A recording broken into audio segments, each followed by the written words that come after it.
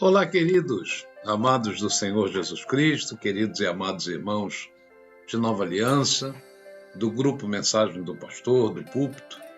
Muito bom dia, terça-feira, quero te desejar um dia abençoadíssimo, uma semana próspera e que as bênçãos da graça, do amor do Senhor Jesus Cristo, as consolações do Espírito Santo estejam sobre tua vida. Amém, queridos? Amados, revendo mais uma vez aqui os meus estudos, os arquivos que eu tenho, de estudos bíblicos, eu achei um tema que eu gosto muito, né? Já estudamos muito esse tema, que é o tabernáculo, sobre a construção do tabernáculo, né? Nós sabemos o tabernáculo foi uma obra ordenada por Deus a Moisés para que aquele povo, né, que tinha sido tirado do Egito e estava caminhando, né, em direção à Terra Prometida, pudesse ter um encontro com Deus, sacrificar a Deus, queimar incenso ao Senhor, né, adorá-lo. E ele mesmo, né, Deus queria estar no meio do seu povo. Olha, o tabernáculo que Deus mandou Moisés construir ali no deserto não era uma tenda bonita, né? Era coberto por peles de texugo, né? E tinha assim uma aparência estranha, né?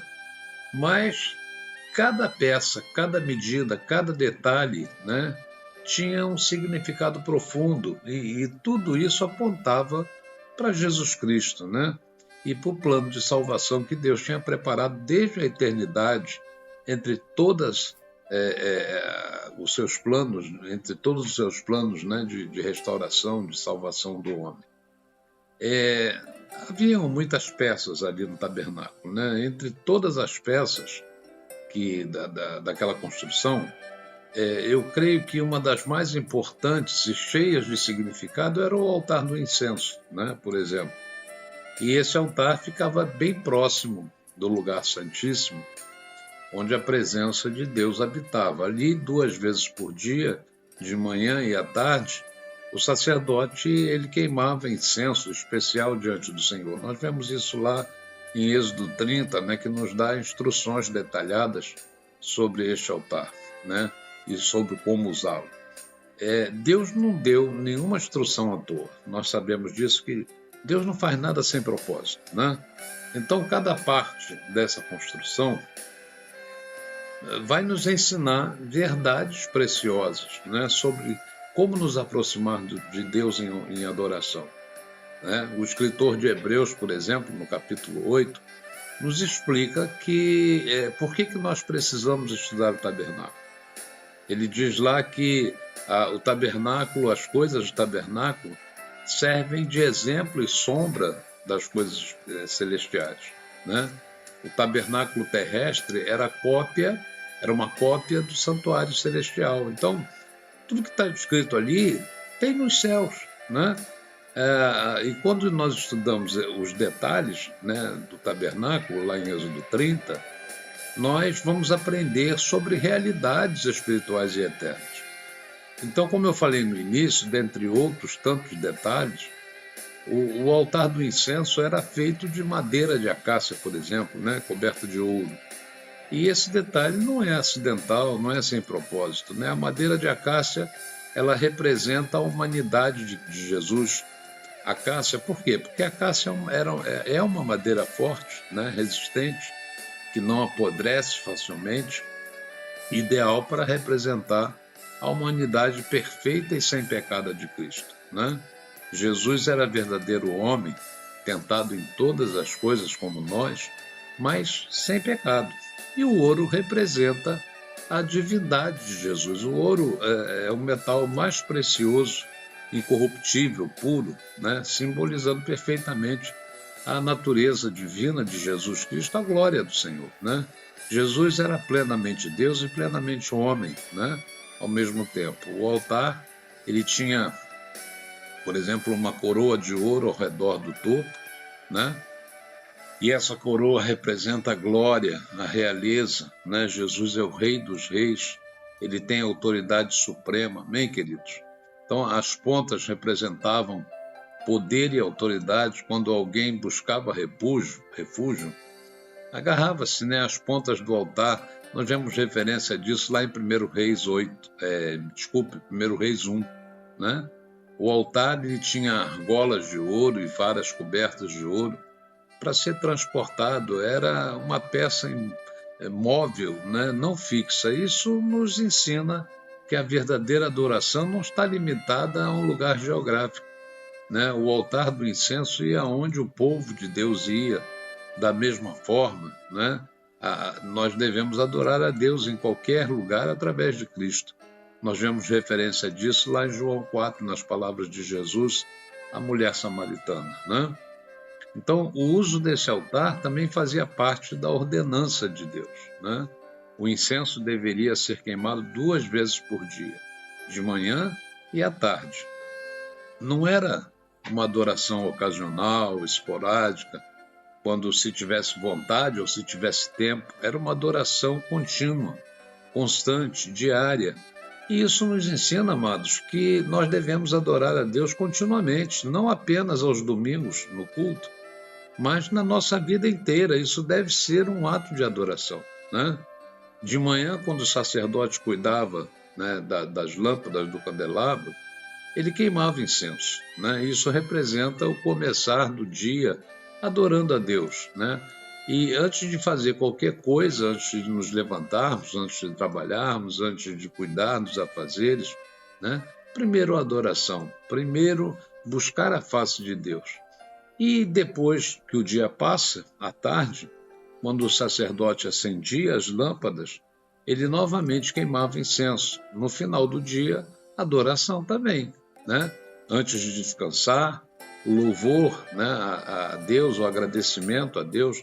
No Salmo 141, nós vemos Davi ali pedindo em oração que a sua oração, né, subisse como um incenso da tarde. Diz lá no Salmo 141, Davi diz assim: suba a minha oração perante a tua face como incenso, e as minhas mãos levantadas sejam como sacrifício da tarde, né?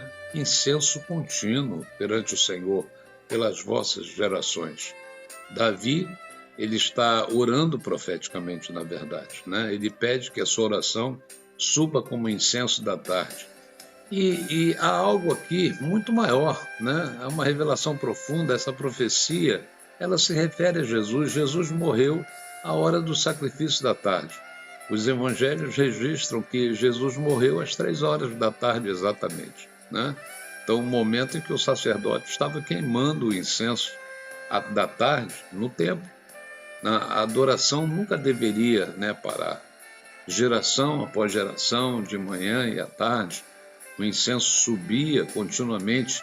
E isso, meu irmão, minha irmã, aponta para a adoração eterna. No céu, a adoração será eterna, nunca cessará. Em Apocalipse 8, né, diz que um anjo se pôs junto ao altar, tendo um incensário de ouro com muito incenso, né? E esse muito incenso, essa muita queima de incenso, representava as orações de todos os santos sobre o altar de ouro, né, que está diante do trono, né? Diz lá que a fumaça do incenso subiu com as orações dos santos, desde a mão do anjo até diante de Deus. Ah, queridos, há um altar de incenso no céu. Nossas orações sobem como incenso diante do trono de Deus, e a adoração começou no tabernáculo terrestre e continuará eternamente no santuário celestial. Um detalhe muito importante, que nós não podemos deixar de observar, não era qualquer incenso, não era de qualquer maneira que o altar deveria ser usado. Deus foi muito específico. Em Êxodo 30, diz lá: não oferecerei sobre ele incenso estranho, né? O incenso tinha que ser exatamente conforme a receita que ele tinha dado, que Deus tinha dado, né? Nenhum outro incenso era aceitável. Por quê? Porque existe uma maneira de adorar a Deus, uma maneira aceitável, e essa maneira aceitável é através de Jesus Cristo, né? Qualquer tentativa de adorar a Deus de outra forma, por outro meio, com outra mediação, é incenso estranho, e Deus rejeita, né? Quando o homem tenta queimar incenso estranho a Deus, ele morre espiritualmente. Nós vemos referência a isso lá em Levíticos 10, quando Nadab e Abiú, eles queimaram incenso estranho a Deus e morreram mesmo, morreram fisicamente. Isso nos ensina algo tremendo, né? A falsa adoração mata espiritualmente. Quando tentamos chegar a Deus por nosso próprio jeito, com os nossos próprios métodos, sem passar pelo sacrifício de Cristo, nós estaremos usando fogo estranho. Isso resulta em morte espiritual. Quando tentamos chegar a Deus do nosso próprio jeito, com os nossos próprios métodos, né, nós vamos estar usando fogo estranho e isso resulta em morte espiritual. Então, concluindo, queridos, este breve estudo, parcial, claro, né, porque tem muito mais verdades espirituais em toda a construção do tabernáculo, o escritor de Hebreus, no capítulo 4, nos convida: cheguemos-nos, pois, com confiança ao trono da graça, para que possamos alcançar misericórdia e achar graça, a fim de sermos ajudados em tempo oportuno. A sua oração, meu amado, sobe como incenso diante de Deus quando ela é feita em nome de Jesus, né? Suas mãos levantadas como sacrifício da tarde, não porque você é perfeito, mas porque Jesus é perfeito. Amém? Adore a Deus hoje, mas certifique-se, né, de que está adorando através de Cristo, pelo poder do Espírito Santo. Não use fogo estranho. Não confie em suas próprias obras. Venha através do Cordeiro de Deus que tira o pecado do mundo. Amém? Deus te abençoe. Compartilhe essa mensagem com alguém. Dá um like, né? No canal aí, nessa mensagem, dá um like, isso é muito importante, né? Isso ajuda a dar ênfase à mensagem, que ela alcance outros corações, né? Inscreva-se nesse canal, tá bom? Até a próxima, queridos. Deus te abençoe em nome do Senhor Jesus Cristo.